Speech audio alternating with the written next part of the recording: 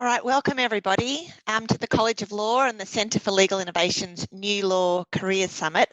I am absolutely delighted today to be hosting and moderating the session on legal operations. My name's Katrina Gowans. I am the National Legal Operations Lead at Origin Energy and also on the advisory board at the Centre for Legal Innovation that is just doing this incredible showcase for you today. The topic of legal innovations is something that you probably hear in my voice I'm incredibly passionate about, and I think all of our speakers are today too. When I try and describe legal operations in a nutshell, I always explain it that the lawyers in my team do the what, the day-to-day filling in the details of actually advising on the law, but I support them with the how they do that. So the tools that they use, the way they collaborate, the way that they think about the solutions and approach the problems.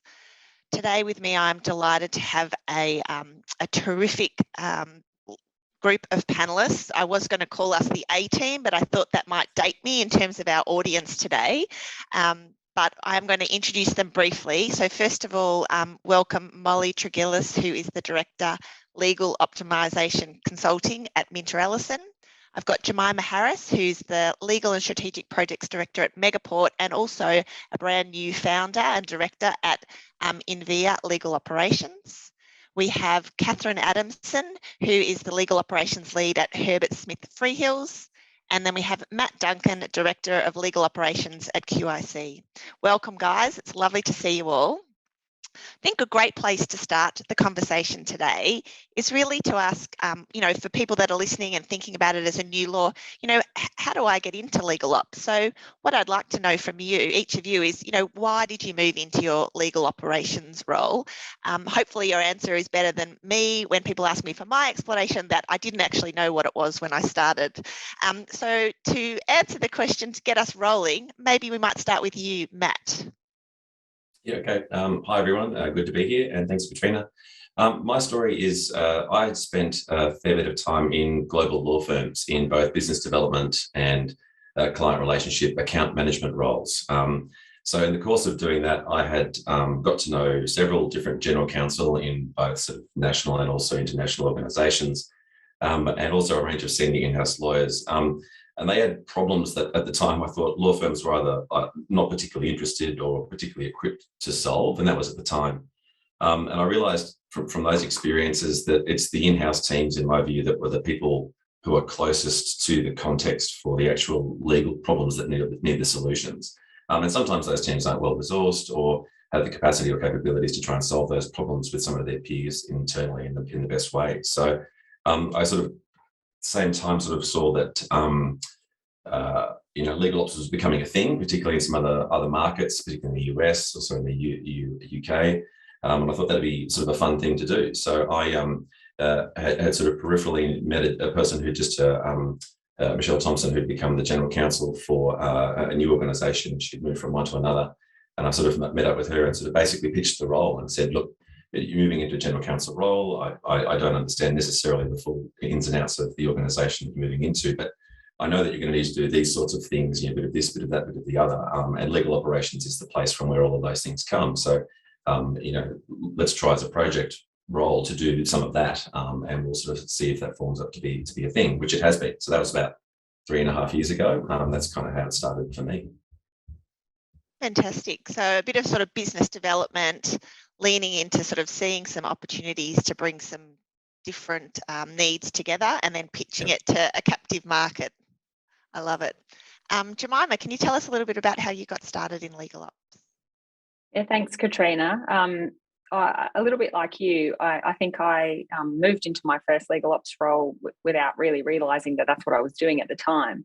It was during my time working for a new law business, Lex Voco, and I'd worked in a number of in-house roles at that point in my career, including some contract roles. And I found that each time I started work with a new client, they'd ask me what I'd seen in other organisations, what other teams did well, what they did in terms of managing new requests, keeping track of their work and that sort of thing. And I realised that I'd learnt quite a lot through these various roles about what worked and what didn't, and that information would be really valuable to other teams. And that led me to a role doing consulting work to in-house and government legal teams, which I really, really enjoyed sharing that knowledge It took me to London for a stint as well, and it was really exciting to see how the legal ops world was developing there. And a few years down the track now, I'm working in-house again, but also in a legal ops consulting business, as I really love helping other in-house teams, sharing the knowledge and helping other lawyers improve their ways of working. Thanks, Jemima. Again, another little bit of, I hope people see a bit of a snaking through some different experiences, but to sort of find your way in terms of that solutions focused sort of approach to working. Maybe Molly, would you like to share with us your journey? Yes, sure. Also a winding road. Yes. Again, that theme. So I started in a legal role. I was in litigation, IP litigation. I knew I didn't want to keep practicing. It just didn't float my boat, but I liked the law. I liked the industry, and I liked tidying up messes or getting things organised. I realised it's sort of a theme throughout my career. So did a few random, not at all law things, like some commercial things, ran an L&D department, and then thought, I like project management. I think that's the thing. Moved to HSF in a legal project management role, not really knowing what that was, but it just sounded, when I looked at the job description, ticked a lot of my boxes about organisation, getting things, like managing things well. And that was sort of what was all the rage at the time. And then as I was there, it morphed into legal ops. All our roles did, as we recognised that what we were doing wasn't straight LPM as we now understand that. And this is when awareness was really building in Australia around legal ops, like looking to the UK and the US, those other markets, about the value of it. So from there, I moved to a legal ops leadership role at another firm, at my current firm, Inter-Ellison, where I was managing the disputes area there and helping build the legal ops function out. And I've now, a bit like Jemima, I'm building our practice at Inter-Ellison, which is a legal ops consulting practice. So directly working with clients, which kind of like very nicely brings all that together for me into what is really my dream job. Pretty special, isn't it? Thanks, Molly. And then lucky last, we've got Catherine. Would you mind sort of sharing us how you've landed in your role today? Thanks, Katrina. Morning, everybody. Well, like Molly, I came to Legal Ops through LPM. In fact, we were working in the same team at that time. But prior to that, I was also a practicing lawyer. So I started my legal career in London and then practiced as a financial services lawyer here at Herbert Smith Freehills before I, quote unquote, saw the light. And like sort of many of the other stories here today, I stumbled across legal project management. It was being offered as a role internally, and I thought, well, this really looks like something really interesting. It plays into all my skill sets. I think this is definitely the direction I want to go. I like working in the law, but I'm not necessarily sure that practicing is for me, and I think that's a familiar story, certainly to other people on this call and other people that we talk to in the industry. So I moved into that LPM role, and as Molly's just foreshadowed, that became legal ops. I think there was this general recognition as we started to pick up pace that we were doing, as Molly said, far more than LPM, and that's continued to expand. I think legal ops is just getting bigger and bigger, as we'll talk about later, I'm sure. And safe to say, yeah, I absolutely love what I do now, working both internally and with our clients, like so many of my counterparts across the industry, and haven't looked back. Fantastic. Thanks, Catherine. So I think it's sort of safe to say, from covering the field, there's not one path to get to being a legal ops professional. Some of us are lawyers, either practicing or no longer practicing, and some people come from different areas in business development or technology, project management. So there's sort of a very wide net of areas where you can sort of build up those core skills that you sort of have into being a successful legal operations professional.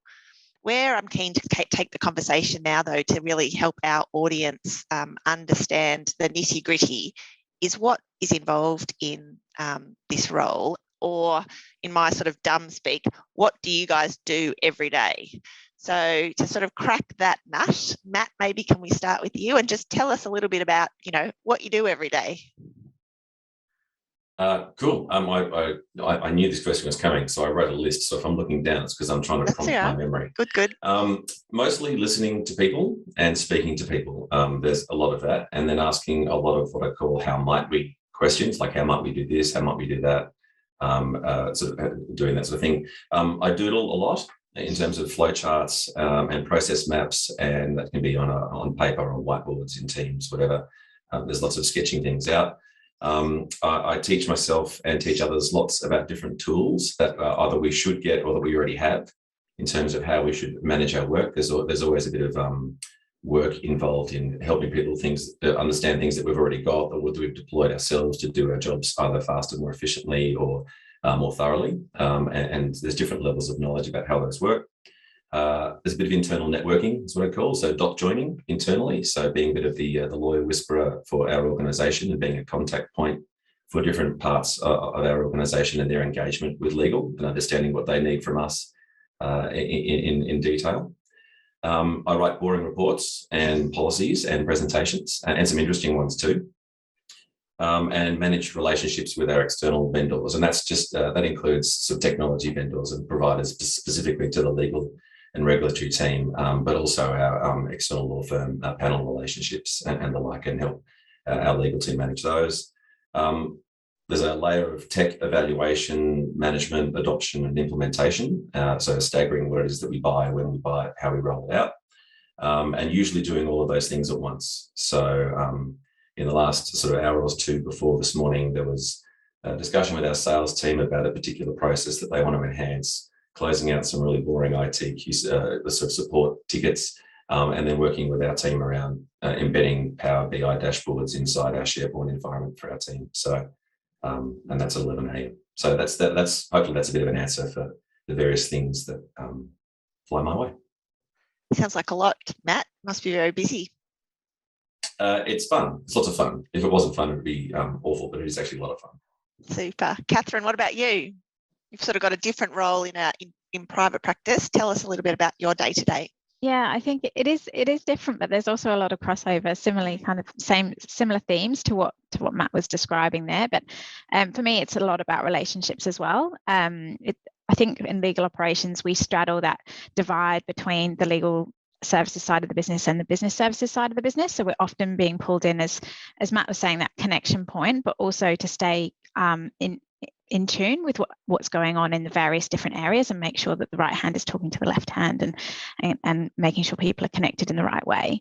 I would say no 2 days are the same for us as well. I think it's always kind of talking to people, connecting, listening to what's going on and understanding kind of how can we help you, but also fighting fires, dealing with what comes up, and it could be literally anything, including a lot of the things that Matt listed. Maybe it's a piece of tech, maybe it's we're trying to solve a particular problem for a client, maybe it's some specialist LPM advice.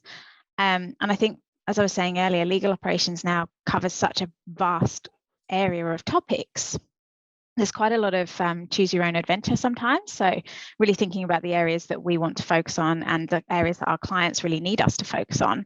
And so we can end up doing a variety of things across a day. So maybe that's, talking to a client in the morning about a particular matter that they're working on and how we can upskill our lawyers. We spend a lot of time training our own lawyers as well in this area on how they can best manage that matter, to maybe talking to the same client about their legal operations journey. So, and then maybe looking internally in the afternoon. So a wide variety of things.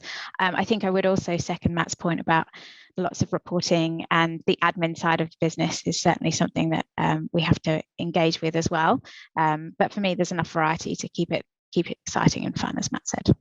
Thanks, Catherine. And definitely that choose your own adventure resonated with me in terms of, I guess, the prioritisation and the discipline. I think that legal operations professionals have to bring, no matter whether they're in, private practice or in-house or sort of sole operators, because I think legal operations is so amazing. You can apply it to any problem and fix anything, but we can't do that, or, we will, completely burn out. So we definitely do have to sort of, have that conversation with the stakeholders or with the clients to work out the prioritisation and the capacity. It's a really key point.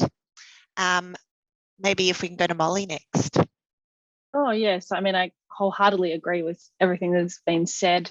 There's lots of meetings, like lots and lots and lots of meetings. Like most of my day is spent talking. If my husband's home, he's like, do you ever not talk? So luckily I like that. But it's probably just worth putting that out there, that this is a role for someone that likes a good chat. That's why we all put our hands up, Molly. Totally, exactly. Company. Yeah, exactly right. It's a certain type of person. Look, I totally agree with everything. I think like when I boil it down to the sort of what is at the crux for me that I love, it's kind of problem solving, but also really like talking to person A, talking to person B, and connecting the dots where they haven't been connected before, or reframing something, or sort of being able to zoom out and look at something in a different way for people, because I think that's something that we bring. We're not so close to the BAU. We can step back and provide that different perspective. And I see that as a really core value of legal ops. And the other part of my role, which no doubt Jemima's familiar with, is, I'm running a practice. So in a big old law firm. So I have, a whole lot of a hat on that's kind of a financial business unit, all that side. And, it's good. Like I love being involved in the firm life as well, but that's the other side of my role, kind of that financial management side as well.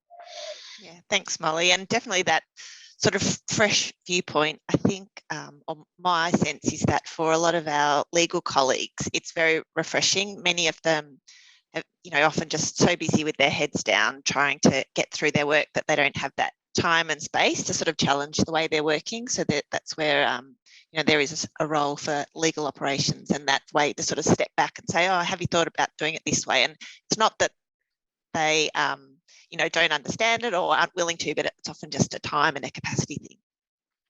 Jemima, lucky last. Thanks. Like the other speakers, I would certainly agree that there's quite a wide variety across, the day-to-day, and no 2 days are alike. But I think the common theme across it, which I think everyone's touched on, is problem solving, and involves a lot of listening, and if I'm really lucky, some process mapping, because I get very excited by that. It's a sickness, and I'm working on that. It's been diagnosed. It has.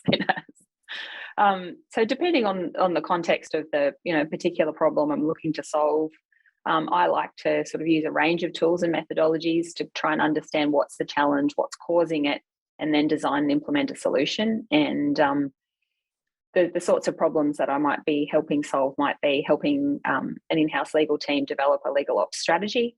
I might be developing or sort of reviewing a process for how work comes into the team and how it's allocated, or maybe even choosing and implementing some legal tech, like a matter management system or a system to help with the work intake and allocation. Everything you can think of that an in-house legal team does, I think there could be a legal ops problem involved in that. And then, a bit like what Molly just touched on as well, there's also the side of running a business, and I really like the client facing side of it, but it is exciting to be running a business and managing all those sorts of things. So that's probably a pretty good overview of what I do. Thanks, Jemima. I might just put a call out if people have got questions. Don't forget the Q&A box, and I'm actually going to pick one up from someone who just posted it about when we were talking about what people do, and they've asked the question, how is legal operations different from being a project manager? Sort of the first part, and secondly is STEM a requirement? And it's probably while we're talking about what we do, I'm just going to sort of spend 1 minute just addressing that. So it's certainly true that there are aspects of what legal operations professionals do is project managing, and I also sort of think it's broader than just the project. It's the whole change management piece. So it's not just keeping the timeline or keeping people to account. It's actually thinking about how it's going to impact people and how you need to message it and how you embed it longer term. So it's actually, I think, broader than just the project management, and often the legal operations professional will work with a project manager. For example, if the piece relates to like a technology change, at Origin we'll often have a project manager who does that, and I work quite closely with them. So there are certainly similarities, and I think someone with a strong background in project management would definitely, and if they like working with lawyers, they could definitely sort of try their hand at legal operations, and they would certainly have a lot of strong skills in that space. In terms of the second part of that question around, STEM being a requirement for this role, I would say not a requirement, but again, something that can be valuable. So I came to my role as a lawyer with a legal arts degree, but I'm not scared of Excel, and I'm not scared of using the sum tool in Excel and adding things up, and I'm also not scared of using sort of PowerPoint design and graphs. And I think where the STEM background will probably assist you is having that rigour around data and the rigour around presenting information in a way that's not just in a Word document, which tends to be, and I'm generalising here, historically where lawyers sort of default to in terms of the messaging. So to the extent that your STEM background brings you those strong analytical skills, or the strong skills in terms of working with data, working with Excel, working with PowerPoint, I think that would definitely be a strong attribute as well, but not essential. Maybe I might just check and see if my panelists have got any differing views to that before we move on. I think I agree. I think there's this real balancing act between, like, this industry needs all these interesting other skills and insights, so we're not just in a legal bubble, in our own bubble of legal. Like, we need to be drawing inspiration from all other industries. But the balancing act that is, I think, my prereq for me when I'm looking for legal ops or advising on hiring legal ops is some ability to understand that legal lens, whether that's doesn't have to be through a law degree, time on the ground in the industry, because there's just something special about the way lawyers deal with change and the way we have to work with them. I don't know if the panel agrees, but there's a reason it's called legal operations. There's just got to be some experience or empathy abilities around working with lawyers. That's the flip side of the STEM, the value STEM experience can bring. Yeah, thanks, Molly. The only thing I was going to add to that STEM bit was there might be a part around knowing what you don't know, and being able to put yourself in a position where you're in the middle of knowing what you don't know. So there will be people with STEM backgrounds, and there'll be people that you have to deal with on cross-functional projects where you need to defer to their expertise and know when you need to, and know when it is that they need to defer to the legal team's expertise, and being able to navigate that relationally so that people know when they're in their lanes and when their lanes need to converge and have a discussion about it is a really key skill. It's hard to say that comes from any particular background, but being able to be sort of the hockey strap that pulls different bits together and holds it tight, that's kind of one of the key bits. Nice. I've never been described as an hockey strap, Matt. Thanks. I'm not sure I'll do it again, but yeah. Okay. Moving on, and we sort of started that conversation. Thank you for the question, but I'm going to ask our panelists, and they have had a bit of notice. I want to know from them, what are the two, and not to say that there are only two, but the two key skills or capabilities that you think you need to be considered for a legal operations role. So recognising that there are many skills, what are the two most key ones? So I'm going to start with Catherine this time. Catherine. Thanks, Katrina. And actually, I think it goes to what we were just discussing just then. Actually, it's quite a neat segue, because one of the things I really look for is, and I use the phrase emotional intelligence, but what I really mean is this ability to understand and read people and understand who your audience is. And it goes to what both Molly was saying just now about being able to work with lawyers, even if you've got a totally different background. And we love diverse backgrounds, we love different ways of thinking, but having this ability to be able to recognize who you're working with, good stakeholder engagement, and adapt to that environment, especially when you've got different types of lawyers, different types of other parts of the business that you need to adjust your approach with. And it goes to Matt's point as well about bringing people together and seeing that connection. So for me, it's really about that. And the second thing is also being up for a bit of a challenge, because as much as we love lawyers, and I feel I can say this being a lawyer, they tend to be quite risk averse and not necessarily the most open. Don't let anyone know, it's a secret, and not always the most open-minded. So you might have to do a bit of coaching and up for that challenge and taking it on. For example, I had to learn how to use Excel as well. But no, I think that broader piece around being up for convincing people that might not have yet bought into this legal operations journey, that's a key skill. Yeah, great. Thanks, Catherine. Matt, what are your sort of views on the key skills? Two things. So influencing, so like influence and persuasion. I think that's a good skill set, but I think that's probably the BD and relationship management background coming through there. But the second one, I think, is curiosity. Curiosity about people and their drivers, curiosity about processes and why things happen, and curiosity about systems, why things connect the way they do and why that works. So yeah, influencing and curiosity are my two. Super. Jemima, you got something different? Or a theme? Is a theme going to emerge? I think there's a theme emerging. The first key capability, I think, is around empathy, which we've discussed a bit now already. I think it's really important to probably tying in the curiosity aspect that Matt's just mentioned as well, but really taking the time to understand the needs of the people you're solving a problem for. And in an in-house context, it won't just necessarily be the lawyers in the legal team. Because designing a new process or implementing a new piece of tech, I think, is probably the easy part. It's getting the humans to change the way they do things is trickier, and so empathy is quite key to the change management piece. And then the other thing that I think is quite important is being solutions focused, but at the same time not jumping straight into solutions mode, which is a delicate balance to strike.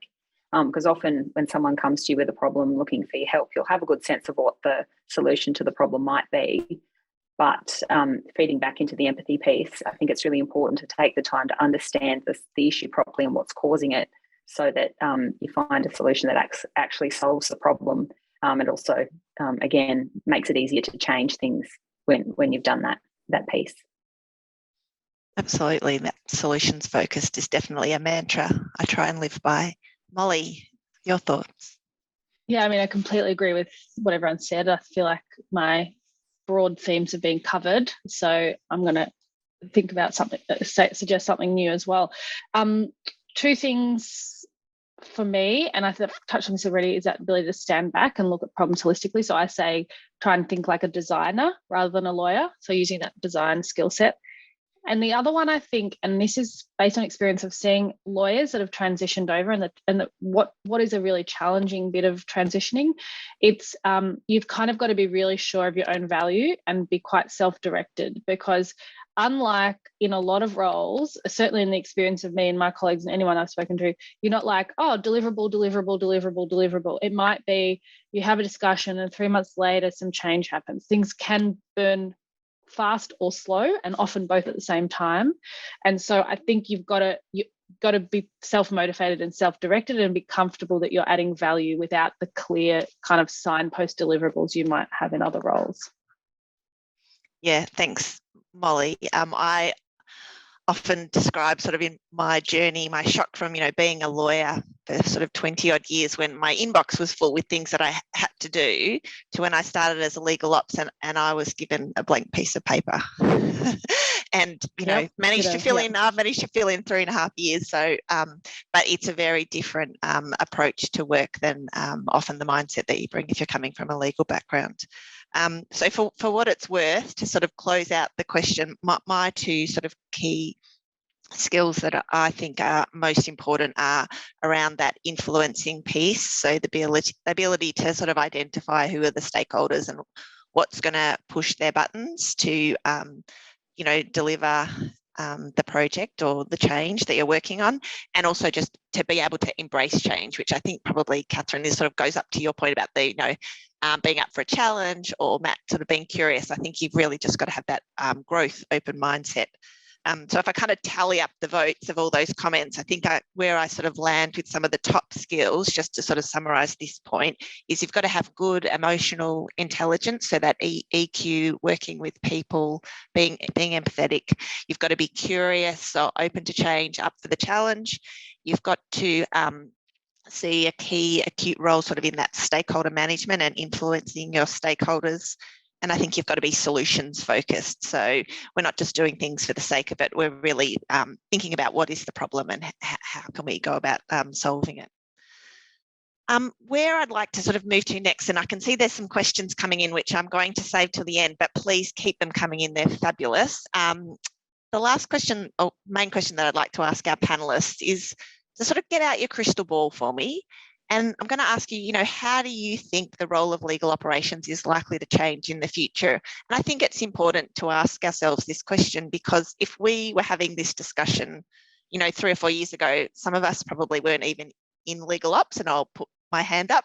So, in 3 or 4 years' time, what's the journey going to look like for the legal operations profession? Maybe in Australia might be the lens that we bring to it for our audience today, but so that the people that are interested in, potentially pursuing it as a career path can see where the trends are and where the opportunities might be in the next few years. So it's quite a tricky question, and I'm not going to hold people to their views, but really, really interested to sort of hear from this great range of panelists that've got where they see the trends are. So maybe Jemima, can we start with you?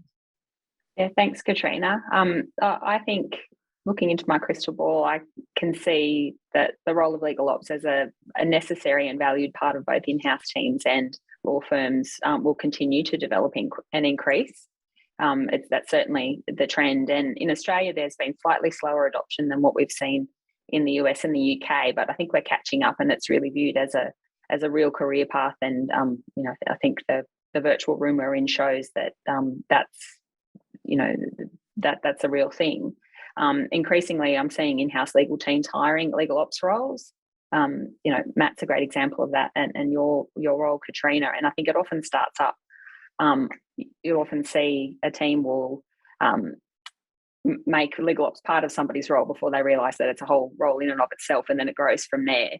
And I'm also seeing, I hope to see an increase in opportunities for people who've worked in legal ops to take the operational skills they've learnt there into outside of the legal team in the in-house context, because they learn a lot of really transferable skills that could take them, for example, into a COO role in a corporation. So that's my crystal ball gazing. Thanks, Jemima. Molly. Yeah, completely agree. I think we'll see a really big uptick in both the number of legal ops roles out there, but also the recognition of the critical importance they play in legal teams, both in the law firm and in-house context. And I think we'll start to see as people, increasingly, I just in the last 6 months, people reaching out, discussions about pivoting or upskilling to join the good side, as we call it. So I think we'll see more focus on proper training pathways. At the moment, there's no clear kind of, and I think there's a question about this as well, there's no clear, obvious certification you can do to kind of get there. So I think we'll see maybe some clarity around some options for pathways to get into the role and more levels. So, we've got kind of probably mostly senior legal ops professionals at the moment, but we'll probably see the junior ranks filling out as people are able to jump into this career directly from law school, unlike all of us, I suppose, who, as we said, wound our way towards it a bit later on in our career. Thanks, Molly. Catherine.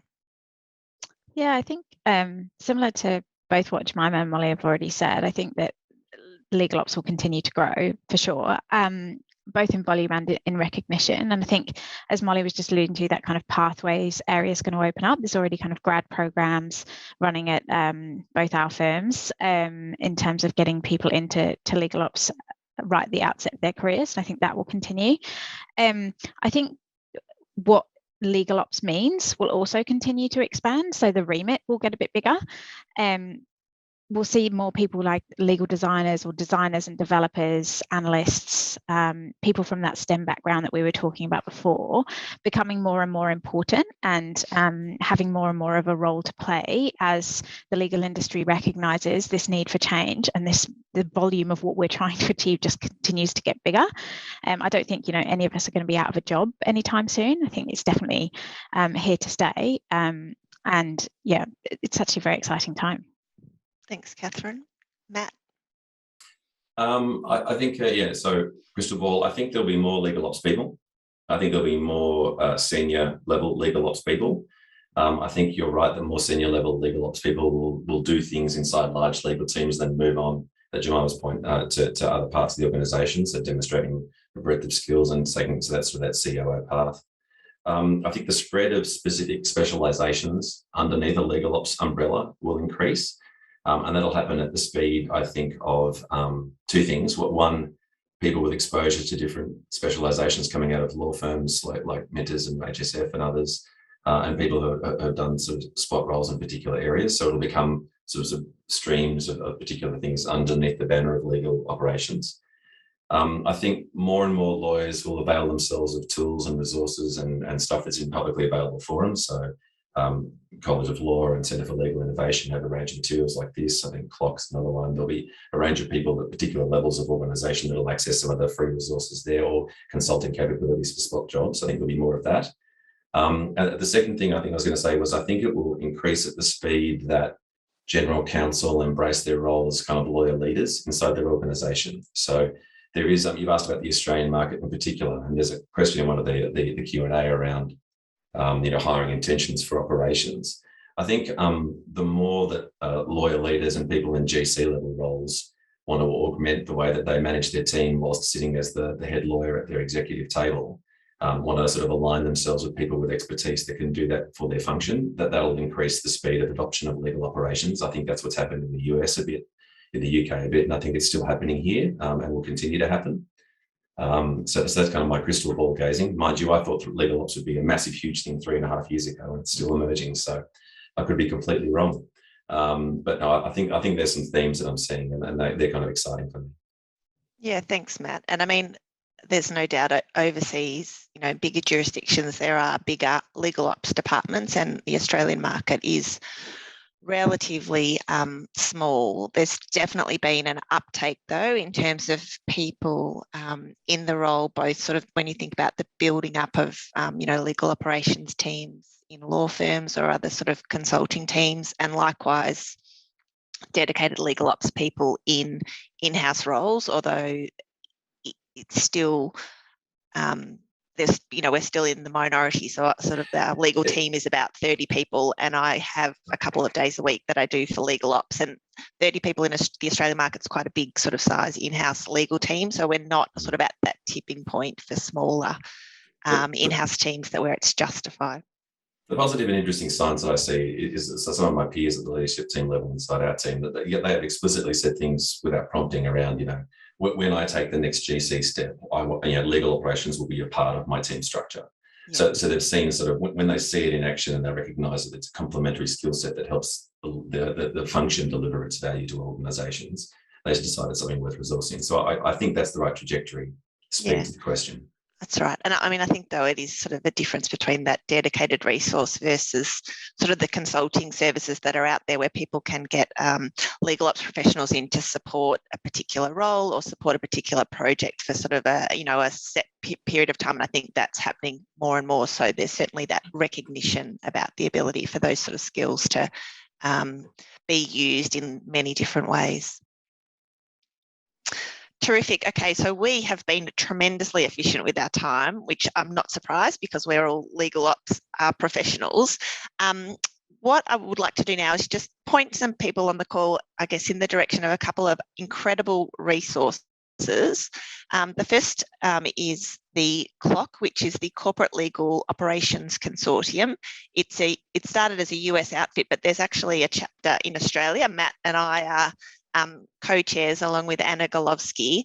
If you go to the CLOC website, published is what they call their 12 competencies, and it's a nice sort of wheel, and it talks about 12 of the key areas where legal operations professionals can sort of apply their wares, and there's lots of background material. So I encourage anyone that's interested in legal operations to have a poke around that website, or reach out to myself or Matt or Anna if you're interested in coming along to a CLOC meeting. I also can't go past the incredible 3-part series that our very own Molly Tregellis recorded with Terry earlier this year, I think it was, about legal operations, and sort of a 101 that's really an incredible introduction to legal operations. If you're kind of a person that likes to learn, through listening, maybe out for a walk, there's some amazing insights. Molly was very generous with her time, so you can find them through the Centre's website. They're also available through whatever your podcast provider is, but they're a great resource to go back and revisit. Might help sort of deepen some of the conversations that we've had today. What I'd like to do now is sort of turn to the questions. There's a couple of sort of quick, sharp ones that I might just call out, and then I'm going to turn over to our panel for a few more thoughtful ones. Someone asked about mentoring and legal ops, and I'd probably say, you know, in any profession, mentors are fabulous. It takes a bit of time and commitment. So if you have a relationship or can reach out to someone to be a mentor in this space, please do. I know I've had a couple of great mentor-mentee relationships in the legal operations space. But beyond that, I would just also say there is an incredible network in legal operations, which isn't necessarily the sort of upward-looking mentor, but just the peer-to-peer. And I know everyone on this panel today, I would consider them all my peers. And from time to time, I would pick up the phone to say, have you ever done anything like this? Or can you help me with this problem? I'm a bit stuck. And our network is very, very generous and giving with their time in that respect. I think because a lot of us have sort of been or started it when we were sort of in the trenches, feeling a little bit alone, maybe in our organisation, that we've learnt to reach out to colleagues. So that would be the other sort of observation that I'd make in that respect, in terms of that support that's available. I'd really like to ask a question, which I think is a great one, that came from Jessie about the conversation that we had around sort of relationship management, stakeholder management being key in what we do. And they've asked if anyone on our panel has got an example about a time when they found themselves in a difficult or complex situation, managing a relationship or a stakeholder, about sort of problem solving.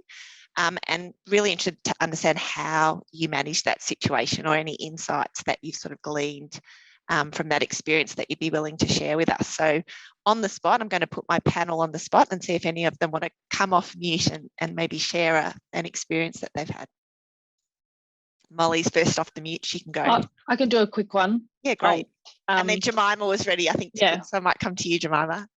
I have to be a bit general in the setup for this. You'll probably understand why. So we had an engagement where we were asked to do a review of an in-house legal team, but by the CEO. So already you've got a challenge there, because the GC is coming in under scrutiny unwillingly in that case. And so the complex challenge there was that we had a CEO kind of wanting something from this report, but a GC that actually really needed support as well.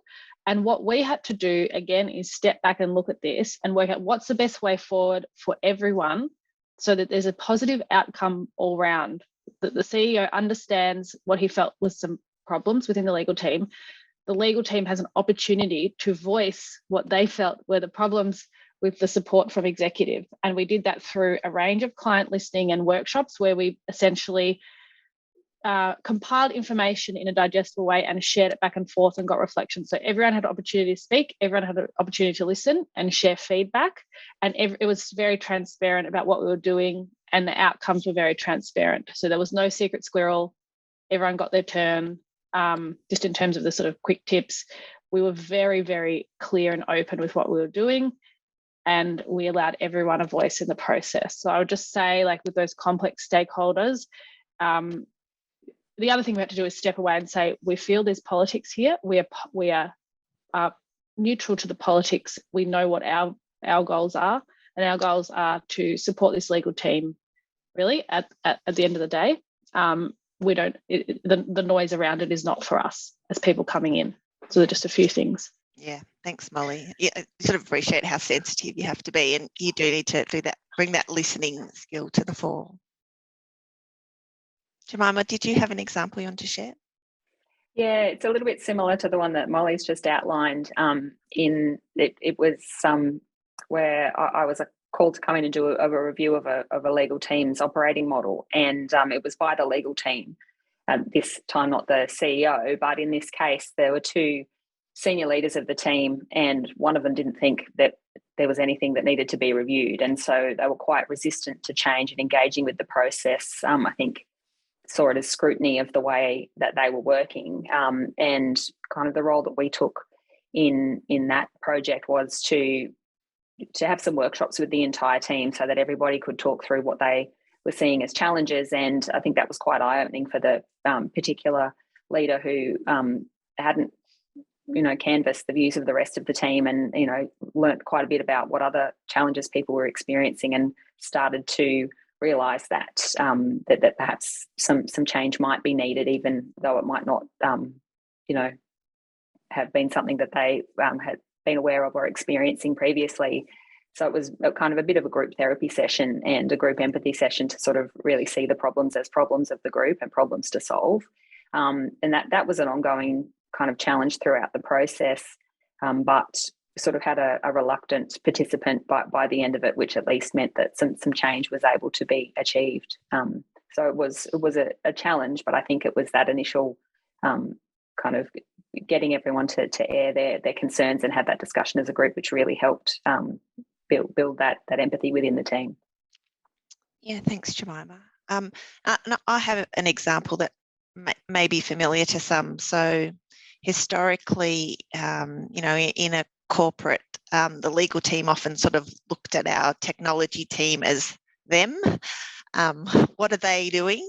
And so sort of in my role, I really tried to, I guess, deepen and strengthen the relationship that our legal team has with our technology team. So, I have monthly check-ins now with our technology sort of relationship, business partner, just to see what's on the horizon, what's keeping them busy. And it doesn't necessarily need to be impacting legal, but really helps build that relationship so that when there are changes that come along that might impact our team, I get maybe sometimes a bit of advance warning, or someone with a bit more of a sensitive touch that will reach out to me and tell me what's going to happen, and we can think about how we tackle it.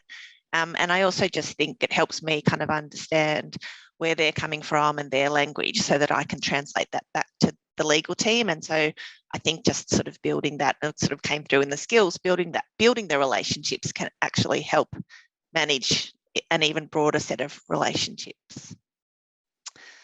Turning back to some of the questions. So thank you very much for that question, Jessie. I think it's a great one.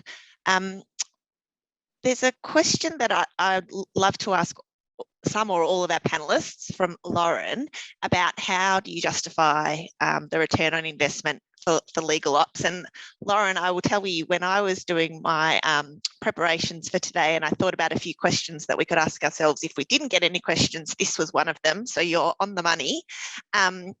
What do our panel think in terms of, how do you justify your roles? Either, people, our friends at law firms, they have a bill that they will send to the client, so it's very real. Or, for Matt and I and Jemima, in part of your role, when we're in the in-house environment, how do we justify ourselves to our teams? Catherine, you've come off mute. Do you want to have a go at this one? Sure, thanks, Katrina. And yeah, I think this is something that probably we all grapple with all the time. And I think definitely when firms and corporates are starting on their legal ops journey, it's kind of one of the first questions that comes up. And I think there's different ways to think about it. So for us, we certainly measure, as you said, Katrina, if we're charging for our services, that's an obvious return on investment. But more importantly, when you need to look at what you're trying to achieve. And this is where kind of measuring success and measuring your baseline against measuring what the improvement is can really pay dividend. So measuring, maybe if you're trying to implement a change in a process, how many hours it might take initially against how many it's going to take once the process is improved, and using those metrics to put a number on that. At the end of the day, in the legal industry, time is often related to money, and so you can convert hours into real stats for and monetary value for the people crunching the numbers at the other end. But I think also there's a big part of it that also comes down to employee experience from our perspective. A lot of what we're trying to improve is actually people's day-to-day. This is 2022, and we shouldn't be having our lawyers doing manual tasks that technology can replace for them. And actually the employee value proposition of lawyers getting to focus on the really exciting work and actually using their legal brains rather than cutting and pasting whatever it is that they might otherwise have to do as part of a large scale piece of work. That's actually a really important point, and I think can get missed if we're just focused on very kind of strict metrics around budget or hours, etc. Thanks, Catherine. Matt, you had a view? Yeah, how do you ROI? I'll take the first part of what Catherine said, and then I'll sort of take a bit of a view at the end. Yes, the ROI, you need something to point to, and you need some particular metrics to point to, and that's very contextual. So what is the problem you're actually trying to solve? I think the first thing that typically happens, and if you look at the growth of legal operations, particularly in the US, that's come from an in-house corporate spend problem. But why are we spending so much money on these lawyers? What are they doing? Why do they cost what they cost? Both our internal team and our external providers. So that's always a key driver for someone who starts looking at stuff. Not that it's right or wrong, it's just a thing, and that's there. So that will always be one thing that presents itself, but it's also a trap, because it means that you're spending all of your time in a sort of a finance team cost-driven narrative, as opposed to where the real action is, which is around what value is this legal service that's being given by the in-house team or an external team providing to the organisation. And in a corporate sense, leaving aside other areas of the law, I mean, the only reason for an in-house legal team or a corporate law firm to exist is because large corporates have particular problems that need solutions. For the most part, the corporate doesn't care about how much lawyers want to be paid, or why that goes into time, or how time's being recorded. It's got nothing to do with the value of the legal service that needs to be delivered and the business problem that that's actually trying to solve. So when you build ROI and you're building metrics and stories around whether it is that you're able to allocate resources to more significant problems because you've managed to deal more efficiently with other stuff, or whether there's hygiene factors that you've dealt with quite efficiently, or whether it's an actual cost problem and spend problem that speaks to the organisation's dollars and cents language, I think context is the answer to the question around the ROI for a legal ops role. And frankly, if you're doing something within a year that's washing your own face, and then it sort of proves itself up, and if that's sustainable, then it sort of gets a bit ahead of steam and you can invest more and more in that. Yeah, thanks, Matt. I think one way I often sort of come at this question is, corporates or legal teams may often spend a lot of money on, a new piece of technology, for example, if they're wanting to put in a matter management system or a document management system. So they'll spend the money on the technology, but then I always sort of challenge them, well, you're going to judge the success not by when you can turn the switch on that piece of technology, but by how well your lawyers take to it, how much they use it and make it become sort of part of their everyday, and how much it's embedded in the way that they work. And so the investment that you can spend in a legal ops professional helping you manage that, purchase of technology and the turning it on and the change management piece, that will deliver that success in a way that just buying the technology can't. So that's sort of the lens that I often, sort of say that's where my value add is. Not, I can't help you buy it and pay for it, but I can help you get the value out of it from the team. A couple of sort of other questions that I might knock on the head. So there's a question about where people can go for CPDs in the legal operations space. As I mentioned before, there is a wealth of podcasts, blogs and articles on the Centre for Legal Innovation website. That's also where you'll probably find a link to Molly's podcast. It's also referenced on the Legalpreneurs Sandbox Intro to Legal Ops for the person who was after the title of that. There are also some podcasts from memory and a lot of discussion around change management, which in and of itself is probably another entire hour at least seminar to the person who's interested in that, dealing with change. That's my pet topic. So I'm also happy to start a conversation with that person on LinkedIn. I think one other question that I would sort of keen to pick, or another sort of comment that somebody asked about in terms of people in government industry that are using legal ops. I know we've got a lot of members of our CLOC Australian membership that are from the public sector and government, but maybe Molly or Catherine, have you got any experience about how it's valued and used by public sector clients? Yeah, we're finding really strong interest from public sector. I think often larger legal teams, like really big legal teams, often with significant technology challenges, which, there's that broad challenge about being required often to use the enterprise-led architecture, which then in the government context is even more complex because of security and all these other things. So we're finding a lot of technology challenge. So I would say we're seeing a lot of activity, both state and Commonwealth, in that space. And the larger the legal team, probably the more they're clicking onto the need. Not so much necessarily having professionals in their team, although some do, but looking at running legal ops projects, getting external support, etc. Busy space, yes. Yeah, I'd agree with that. And I'd just also add from a kind of at a more kind of matter level, also that work, those legal teams looking to the legal ops industry for ways to improve, and their law firms, etc., for ways to improve what they're doing at a matter level, as well as a kind of whole of law legal team level. Fantastic. All right. We had one last question that I'm sort of interested in to share and get the thoughts, but like the legal ops skills globally, has anyone got any experience or thoughts that they'd like to sort of offer in this space to the person who asked the question about whether maybe as a young grad they can use this to go to London or New York in the same way that you can use a law degree?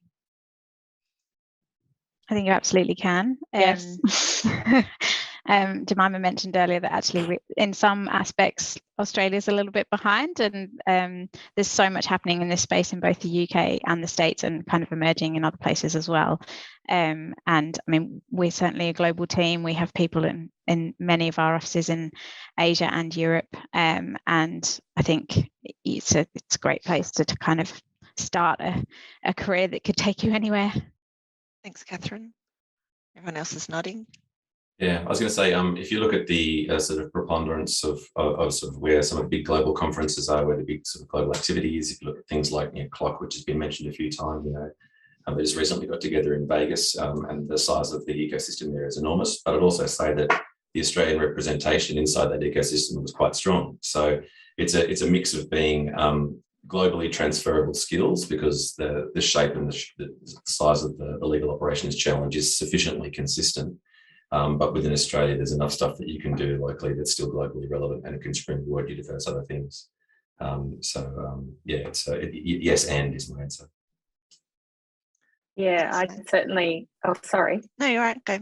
Just going to say, I certainly agree with that, and having taken my Australian legal ops skills overseas, and probably having an initial expectation that things might be different in legal teams in the UK, and finding that they absolutely weren't. Just really the size of the teams and the budgets available to solve them was probably the key difference. So I think there's massive opportunity overseas, but stay here because it's fun. I agree. Thanks, Jemima. I can see in the background, Terry Mottershead from the Centre's been very busy posting lots of links to terrific resources on the Centre's website. We're also happy to provide them to people after the call if they want to reach out to us. But we are on time. That's been a fabulous discussion. Thank you, panellists. Thank you, Matt, Jemima, Molly and Catherine, for your time and sharing so much today with us about legal operations. I hope for our audience out there, you've got a bit of a flavour for the variety that's involved, and also the different skills that you can sort of lend to the role. But really the sky's the limits, and we're all here to sort of share with you and be part of your journey. So thank you very much. Good luck and enjoy the rest of the summit. Thank you.